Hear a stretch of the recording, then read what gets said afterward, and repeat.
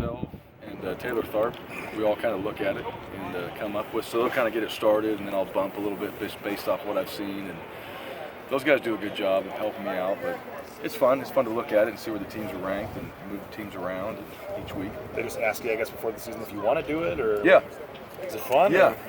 I like it. Yeah, I mean, however your opinion fits in there, with all the other voters and all that, and what that really means. I still think right now it's so early when you start looking at teams and who's ranked high, and you look at some of the games. It's really hard to make that decision this early. So only late Saturday night or early Sunday morning, or when you do that? Sunday morning. Okay. Yeah, Sunday we'll get an email, look at it, and we'll go in there, and it's kind of fun to sit there and just spend 10 minutes on looking at teams and hearing about what they did. I didn't see their games, but sometimes we'll pop on ESPN and read a little bit and maybe look at a couple highlights. So it's just kind of fun. If only they made it public, because then you can get complaints like I do. So what's that? As if they made it public, you get complaints like I do with the AP poll, so it's fun. Yeah, absolutely. We talked to Spurbeck today, and obviously he's a guy that, especially going through last season, was a guy that defense is still focused on, but he still finds a way to get the ball. And I know you credit the coaches and stuff. But what is it about him that's been able to get open still week after week? Well, he's consistent. He doesn't practice every day. That's one of the things. I don't think Thomas just shows up at game time and all of a sudden he's just out there making plays that he's not doing out here in practice. So I think he goes into a game really confident, and he should, because he practices that way. And certainly I think the quarterbacks have confidence in him, and then his ability to be multiple, where he's able to move around positions and on the field and do different things, I think is really what helps him out. And he loves to play. He does on game day show up as well. And certainly he's done that since he's had his opportunity. First got his start, made a spectacular catch, and I just think his confidence from his prep going into the game.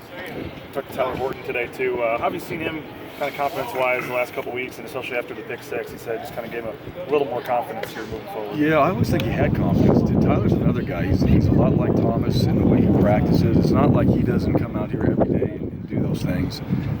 He's always been very good about getting the ball out. He's always been very good around the football, and I think that was an opportunity where he was in the right place at the right time. I think where the confidence, probably more excitement, comes from is just the opportunity to break a tackle and go run for a touchdown.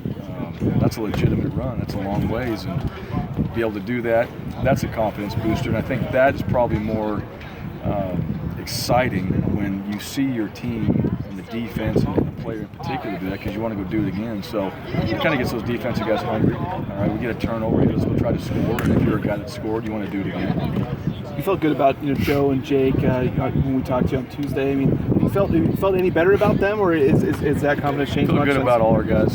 Yeah, any of those guys that have been dinged up, and certainly it's football. I think every team in America has got guys like that. So it all shows up on Saturday. Game days are different, and those guys, everybody on this team, they're ready to rock and roll. Will you do a walkthrough at the stadium before the game? Or no, we haven't done that in a while. Okay. And not because we don't want to. Sometimes it's just too difficult to, when you land, the travel from there back and forth. It's about a 50-minute bus ride from the hotel we're staying at. So we used to do it, and then after a while, with some of the hotels and where you have to stay, it just gets to be difficult to fit that into your Friday schedule, because you're already packed in there anyway. And the way we do things, we try to get our stuff done here, and we'll meet there. And so it just makes it a little bit tight. So you didn't do that in Louisiana then? Or? Nope. Okay. No, we went to a high school practice field. Yeah. But no, we didn't go there. We haven't been to many stadiums. I think one thing, if you ever want to just get a visual, it's pretty easy to do that. We'll show our guys what the stadium looks like. We'll talk about the stadium. And so I think they got a pretty good idea of what they're really, the reason why you go there and why we always did before was just a little bit of ambiance, and then where are the play clocks? Yeah. That was probably the biggest thing. And the quarterback's like, here, on that end and that end. They're like, all right, what do we do now? And they'd throw it around a little bit, and then we'd leave. So do you go in earlier in the day then because of the day game on Saturday? No, you go in there, and the first thing they do, they walk out there, and they kind of step in there to just look around a little bit.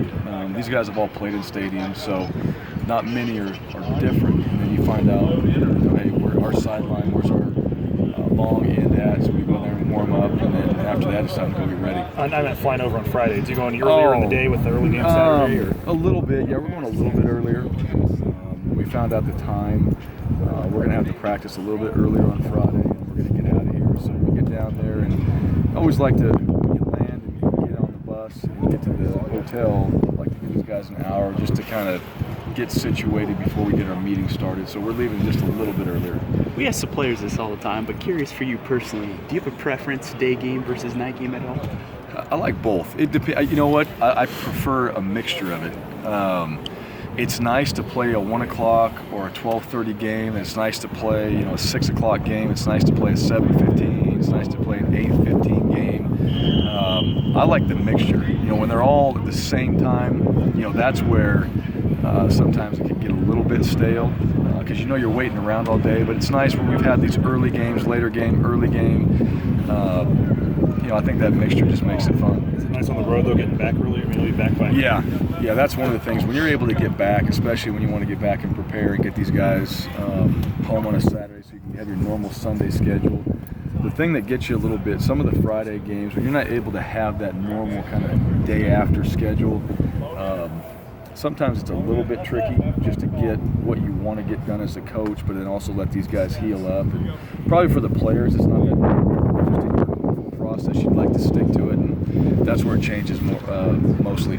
All spring, summer, guys talked about David Moa, and it seems like he's kind of still stepped up in his first 2 games. We saw him bat down the pass against Washington State. What stood out to you about what he's been doing? Yeah, I think what you've seen, he's been, he's gotten bigger and stronger, and I think he's a guy that's accepted the challenge on the defensive line.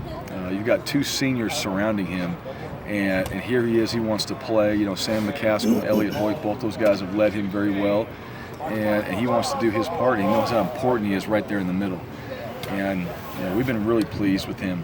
He's just he's really turned it on, and certainly I think his confidence practice in and practice out is gaining that way before we go in there and play. I asked you a little bit about this on Tuesday, but how do you kind of weigh what their D coordinator did at Utah State with what they're doing with the new scheme and new personnel, and how have you kind of weighed that when you're preparing? Yeah, we've certainly looked at it and looked at what they've done at Oregon State, or what he's done at Oregon State as well. I think you got to kind of plan for both. It's still early. It's the 3rd game. I know there's going to be some packages in there that we probably haven't seen, and you got to kind of look at it all from all angles. So they had success that way. We've obviously watched that game. We've watched what Oregon State has done this year.